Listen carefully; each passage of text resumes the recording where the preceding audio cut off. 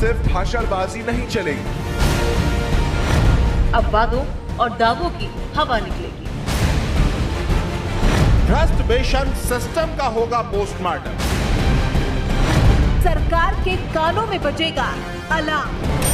जागो जागो जागो जागो जागो रे, जागो रे। नमस्कार, मैं मनीष उपाध्याय और आप देख रहे हैं न्यूज़ टुडे 24/7 चैनल। हम इस समय उत्तराखंड हरिद्वार में हैं, जहां पर हमारे साथ यहाँ के आम आदमी पार्टी के जिला अध्यक्ष मौजूद हैं, अमित बिश्नोई जी। आइए उनसे बात करते हैं पार्टी के कुछ विषय में। काफ़ी समय हो गया उनको पार्टी में कार्य करते करते, कब से गए राजनीति में, जानते आइए उनसे। अमित जी, आपका बहुत बहुत स्वागत है हमारे चैनल में। बहुत बहुत स्वागत है आपका मनीष जी। सर, आपको पार्टी में कितना समय हो गया है, आम आदमी पार्टी में? शायद जब से अन्ना आंदोलन शुरू हुआ था, जब से लगातार सक्रिय रहे हम उस आंदोलन में। और पार्टी जब 2013 में बनी तो हमने पार्टी की जो ऑफिशियल ज्वाइनिंग ली। हम मन से तो शुरू से ही जुड़े हुए थे और करते रहे, काम देखते रहे। आंदोलन में हम लगातार दिल्ली में शामिल रहे। उस समय मैं जॉब भी दिल्ली में करता था, तो वहाँ से हमें बड़ी प्रेरणा मिली। एक पहली बार एक व्यक्ति ने हम घर बैठे युवाओं को जगाया। उन्होंने हमें ये समझाया कि जो वो लड़ाई लड़ रहे हैं वो हमारे लिए लड़ रहे हैं।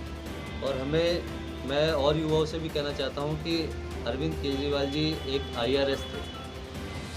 वो व्यक्ति का आप अगर जीवन परिचय देखें तो आपको बड़ी प्रेरणा मिलेगी उनसे, कि एक ऐसा व्यक्ति जो अपनी नौकरी छोड़ के आज इस समाज के बीच में उन्हें पार्टी बनाई।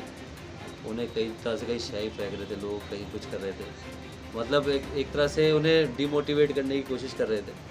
तो सीखना चाहिए कि वो व्यक्ति कैसे लोगों के बीच में से निकल के आज दिल्ली में लगातार तीसरी बार उन्होंने सरकार बनाई है। तो युवाओं को प्रेरणा लेनी चाहिए और राजनीति में बढ़ चढ़ के हिस्सा लेना चाहिए, क्योंकि हम घर बैठ के तो पार्टियों को गाली दे देते हैं, कमियां बता देते हैं, मगर खुद हम कितना योगदान कर रहे हैं। अगर कोई एक व्यक्ति आम आदमी पार्टी के रूप में, मैं आम आदमी पार्टी को इस रूप में देखता हूँ, एक मंच है, वो ऐसे लोगों का मंच है। मान लीजिए नाम के लिए संवैधानिक रूप से वो पार्टी है, नहीं तो जो लोग भी पूरे उत्तराखंड में, पूरे देश में अच्छा कार्य करना चाहते हैं, समाज के लिए कुछ करना चाहते हैं, तो उसे इस प्लेटफॉर्म पे आके वो करने का मौका मिलेगा। तो सर, ऐसा क्या हुआ आपके जीवन में कि आप राजनीति में उतरे? आपसे पहले कोई परिवार में राजनीति करता था आपकी, या सिर्फ आप ही भी राजनीति में आए हैं नए? क्या ऐसा शौक है आपको, मतलब राजनीति का, या आपको कुछ ऐसा दिखाई दिया जनता के प्रति कि आपको सामने आना चाहिए राजनीति में, उनके कार्यों को लेकर के या उनकी कोई समस्या को लेकर के? सर, क्या ऐसा रहा आपके जीवन में? जब आम आदमी पार्टी अन्ना आंदोलन का उदय हुआ, उस समय उम्र रही होगी मेरी 24 साल और दिल्ली में मैं जॉब कर रहा था। तो उस समय एक हालात तो थे, 2G scam, 3G scam, Commonwealth घोटाला, ये सब चल रहा था। तो हम भी देख के कहते थे कि यार कुछ नहीं बदल सकता। बार बार वहाँ जो है मुख्यमंत्री बनाए जाते हैं बदल के।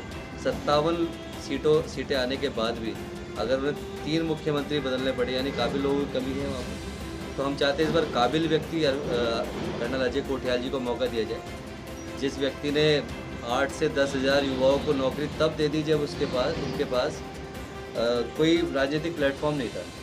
आज अगर वो मुख्यमंत्री बनते हैं, उनके पास सत्ता की ताकत आती है पूरे उत्तराखंड की, तो वो तो बहुत अच्छा काम कर सकते हैं जब बिना उसके काम करते। पार्टी के विषय में सर आपका क्या कहना है, और क्या कहना चाहेंगे आप पार्टी के विषय में, यहाँ के कार्यों को लेकर के? क्या यहाँ पर उत्तराखंड के हरिद्वार में सर ऐसी कुछ समस्या, क्या मेन समस्या ऐसी है यहाँ पर ज़्यादा ध्यान दिया जाएगा जिस पर आपके द्वारा?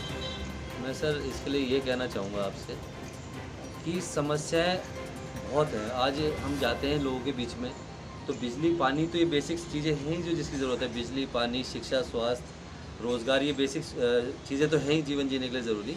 और भी बहुत सी समस्याएं लोगों की आती है हमारे पास। बहुत से लोग कहते हैं कि RTO में दलाली हो रही है, वहाँ पे जो है इस तरीके से कार्य हो रहा है, पैसे मांगे जा रहे हैं। किसी भी काम के लिए जाते हैं, वहाँ पे उस ठेके में जो भ्रष्टाचार हुआ है। समस्याएँ बहुत हैं, पर हम उन सारी समस्याओं का एक रामबाण इलाज लेके आ रहे हैं। आप आम आदमी पार्टी को वोट दीजिए।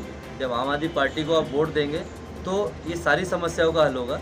ये तो हम जो घोषणा पत्र में कह रहे हैं वो तो हम करेंगे ही करेंगे, वो तो हमारे बिल्कुल एक तरह से शपथ है वो हमारी, जो हमें पूरी करनी है। मगर उसके बाद भी जो अन्य चीज़ें हैं वो जो समय समय में सामने आती रहेगी, वो सारी ठीक होंगी। और सारी समस्याओं के पीछे कहीं ना कहीं भ्रष्टाचार होता है।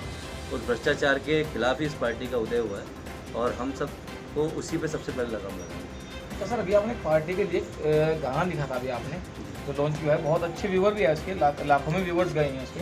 क्या बोल है सर अच्छा म्यूजिक के गाने के साथ? वो गाना जो है पूरा अपना हमारे CM candidate colonel Ajay Kothiyal ji पे है, उनकी विशेषता जो उन्होंने अभी तक किया उस पर बनाया था मैंने। उस गाने की उत्पत्ति भी ऐसे हुई कि कोरोना के समय, जिस समय लॉकडाउन था और हम घर में लॉक थे, बल्कि मुझे भी कोरोना हो गया था, तो मैं इसके पीछे का एक अपना निजी कारण बताऊंगा कि ये रहा कि जब कोरोना हुआ और इतनी सारी घटनाएं हो रही थी, हमारे बहुत जानने वाले मिलने वाले लोगों का पता चला कि वो एक्सपायर हो गए हैं, वो एक्सपायर हो गए, तो ऐसा लगा कि कहीं लगता है अपना नंबर भी आ गया है, तो सोचा कि जाते जाते कुछ पार्टी को दे जाए।